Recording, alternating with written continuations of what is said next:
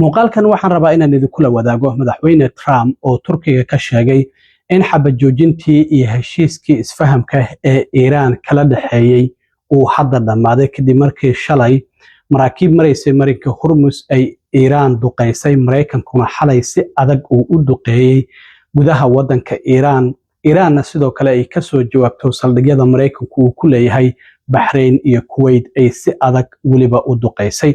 Arrintan waxay ku soo aadaysaa xilli tacsidii hogaamiyihii Iiraan Ayatollah Ali Khamenei oo maalintii koowaad ee dagaalka la dilay ay weli socoto, maydkiisana uu maanta yiilay dalka Ciraaq, gaar ahaan magaalooyinka barakeysan ee Najaf iyo Karbala.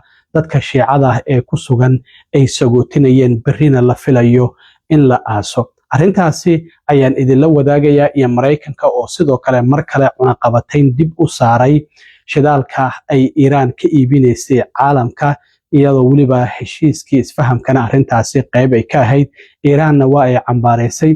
xiisadii u dhaxaysay madaxweyne Trump iyo ra'iisul wasaaraha Talyaaniga Giorgia Meloni oo ka dhex muuqanaysay shirka NATO maanta, maxaa arrintaasi ka soo cusboonaadayna waan idinla wadaagayaa. Madaxweyne Trumpna shirka NATO intii uu socdo waxa uu la kulmay madaxweynaha Syria Ahmed al-Sharac iyo sidoo kale madaxweynaha dalka Ukraine Volodymyr Zelensky. ayadana waan idinla wadaagayaa, balse marka hore waxaan ognahay bishii hore 18-keedii inay kala saxiixdeen Mareykanka iyo Iiraan heshiis isfahama oo ilaa iyo 14 qodob ka koobnaa, oo ay bilow u ahayd in colaadu ay joogsato islamarkaana mustaqbalka oo colaadu aysan dib u soo cusboonaanin. laakiin arrintaasi hadda waa ay dhammaatay. Shalay Iiraan ayaa maraakiib maraysay marinka Hormuz duqeysay. Arrintaasina waxay sababtay Mareykanku xalay si adag inuu u duqeeyo gudaha wadanka Iiraan.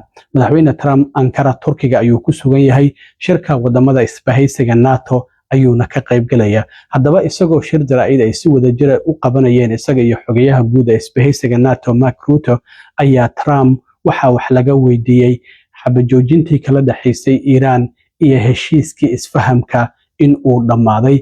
Trump arrintaasina muxuu ka yiri waan idinla wadaagayaa. laakiin marka hore waxaan ognahay markii Mareykanku xalay uu duqeeyay wadankaasi Iiraan in ay meelo kala duwan ay duqeeyeen, waxaana madaxweyne Trump arrintaasi wax laga weydiiyey. sidoo kale waa uu ka jawaabay. Iiraan waxay sheegtay duqeyntii xalay Mareykanku uu la beegsaday in iyaduna ay ka jawaabtay ilaa iyo 85 weerar oo kala duwan oo ay ku bartilmaameedsatay saldhigyada Mareykanku uu ku leeyahay Bahrain iyo Kuwait. gantaalo iyo diyaarada drones ah ayaan ku weerarnay ay dhaheen saldhigyada Mareykanku uu ku leeyahay labadaasi wadan ee Bahrain iyo weliba Kuwait. waxaan duqeynay dhaheen jasiiradda la yiraahdo Port Salman. waxaan sidoo kale duqeynay saldhigga cirka ee Mareykanku uu ku leeyahay Bahrain. waxaan sidoo kale ay dowladda Iiraan ay sheegtay inay duqeysay saldhigga weyn ee Mareykanku uu ku leeyahay Kuwait ee Ali Salim Air Base la yiraahdo. waxaana sidoo kale Iiraan intaasi ay ku dartay in mid ka mid ah diyaaradaha MQ-9 uu isku dayay howlgaladooda inuu carqaladeeyay in sidoo kale ay soo rideen. marka Iiraan sidaasi ayay uga jawaabtay duqeymihii Mareykanku uu xalay la beegsaday. Iiraan sidoo kale waxay cambaaraysay in Mareykanku uu kala laabtay cunaqabatayntii laga qaaday oo ah shidaalkeeda suuqyada caalamka ay ku iibin karto. qodobka 10aad ee heshiiska isfahamka ayuu ku jiray. wasaaradda arrimaha dibadda iyo wasaaradda maaliyadda Mareykanka ayaa shalay waxay ku dhawaaqeen inay kala laabteen Iiraan oo cunaqabatayntii mar kale dib loo saarayo in shidaalkeeda caalamka suuqyada caalamka aysan ku iibin karin. arrintaasi oo Iiraan ay ku tilmaantay in xadgudub ay ku tahay heshiiskii isfahamka, laakiin dowladda Mareykankuna waxay tiri waxay Iiraan jebisay ballanqaadkii horey loo wada galay. arrintaasi markay dhacday madaxweyne Trump marka uu shirka isbahaysiga NATO ka qayb galayay ayaa wax laga weydiiyey duqeymaha Mareykanku xalay ay la beegsadeen Iiraan. madaxweyne Trump wuxuu yiri xalay si aad ah ayaan u weerarnay ayuu yiri wadanka Iiraan. wadankaasi uu ku tilmaamay wadan khatar ah, waxaana uu xaqiijiyey dadkooda inay yihiin dad xanuunsan islamarkaana sidoo kale waxba ka qaldan ayuu yiri.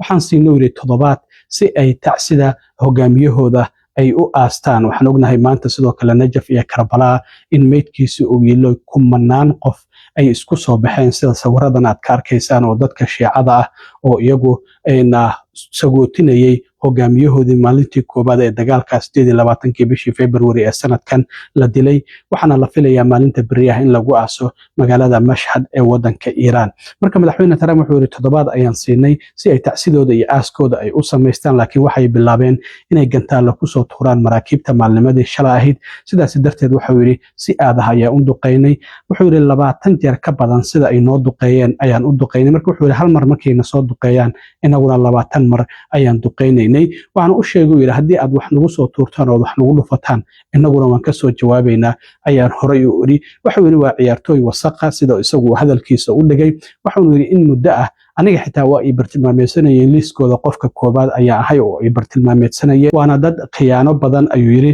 haddii aad runta rabtaan inaad ogaataan marka wuxuu yiri ma jeclin anaguna ma jecli sidaas darteed wuxuu yiri ma doonayno in Iran ay nooligeed hub nuclear ah ay yeelato marka Trump oo arrimaha xalay duqeynta Mareykanku duqeeyay Iran ka hadlayeen waxa uu yiri We attacked very powerfully last night the very dangerous people from Iran. They're sick. There's something wrong with them. We said, go and do your funeral stuff. And instead of that, they start shooting rockets at ships yesterday. And so we hit them very hard last night. I would say 20 to 1, 20 times tougher. And I told them every time you hit, we hit. And of course, they're dirty players, so they go after everyone, probably including me. I've been #1 on their list for years. And they're a bunch of scum, you want to know the truth. They're scum. And so we don't like them. I don't like them. And they're evil people, and it's the denuclearization of Iran. And we're going to denuke it. We're not going to let them because they're crazy, and they can't have a nuclear weapon. sidoo kale madaxweyne Trump ayaa wax laga weydiiyay xabajoojintii Iran kala dhaxaysay iyo heshiiska isfahamka madaxweyne arrintaasi ma u dhamaatay ayaa la yiri xogaa yar ayuu aaminsan wuxuu yiri waa su'aal xiiso badan aniga dhankayga haddii aad weydiisaan ha arrintaasi waa dhamaatay heshiiskiina waa dhamaaday isfahamka xabajoojintiina waa dhamaatay maxaa yeelay wuxuu yiri ma doonayo in aan la macaamilo dad khiyaano badan oo xanuunsan maxaa yeelay ayuu yiri dadkaasi waa dad xanuunsan sida uu isagu hadalkiisa u dhigay waxa uu xaqiijiyay sidoo kalena in ay yihiin dad bahalla isla markaana qalalaasada jecel wuxuu yiri haddii ay nuclear ay haysan lahaayeen mar hore ayayba isticmaali lahaayeen waan la hadlayaa yiri wada xaajoodayaashii dhinaca Mareykanka haddii ay doonayaan inay la sii wada xaajoodaan sida Steve Witkoff ayuu yiri iyo sidoo kalena Jared Kushner laakiin waxa uu sheegay had aniga ayay igu soo warcelinayaan wuxuu yiri arrintaasi waqti lumis ayaan u arkaa maxaa yeelay yiri dadkaasi waa dad beenaalayaal ah sidoo kalena waxa uu sheegay nuclear ma u ogolaanayno in ay weligood yeeshaan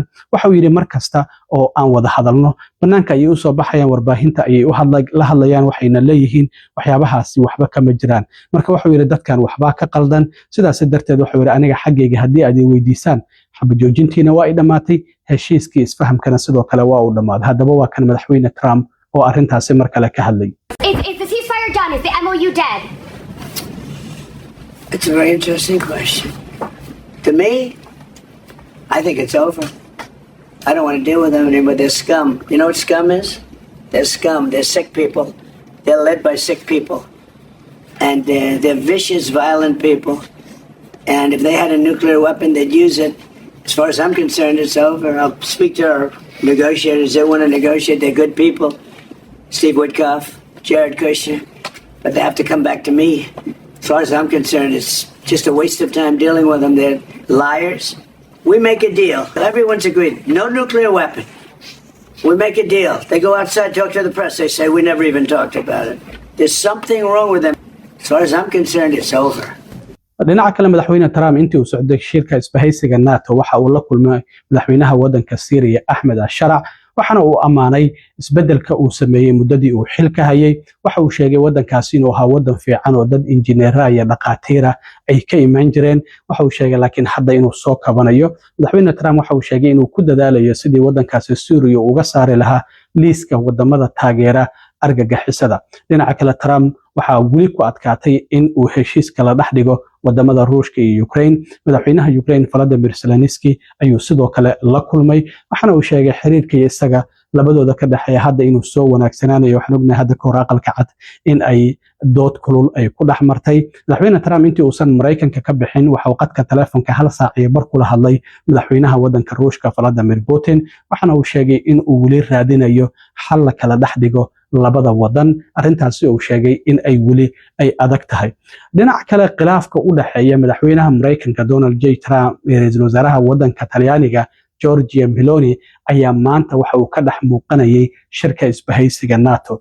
markii group photoga la wada galayay ayaa waxa la arkayay madaxweyne Trump oo salaanta la garab dhaafaya ra'iisul wasaaraha Talyaaniga Giorgia Meloni oo xitaa dhinaceeda aan jaleecinin. khilaafkan waxa uu soo bilaabmay bishii hore shirkii wadamada G7 ee Faransiiska lagu qabtay markii madaxweyne Trump uu yiri Giorgia Meloni waxay iga barisay in aan sawir la galo, marka waa u naxay, sidaas darteed waan la galay. iyaduna ay ka soo jawaabtay oo tiri aniga iyo dadka Talyaaniguba waxba ma barino ama ma tuugno. isla markaana sidoo kale ay baraha bulshada ay qoraallo kala duwan isku weydaarsadeen oo Trump uu yiri xitaa shacbiyadeeda ayaa aad u hooseysa, marka waxa ay doonaysaa in shacbiyadeeda kor loo soo qaado. Meloni ay tiri waraniyo adigu mas'uuliyadaada ka soo baxay tiri aniga tayda faraha ka qaad. marka labadoodana waa la arkayay maanta in aysan xitaa is salaamin amaba xitaa aysan is eegaynin. waxa la arkayay Giorgia Meloni oo iyadu hoos fiirinaysa isla markaana dhoola cadeynaysa. marka khilaafka labada xubnood u dhaxeeya waa madaxweynaha Mareykanka iyo ra'iisul wasaaraha Talyaaniga oo aad isugu dhawaan jiray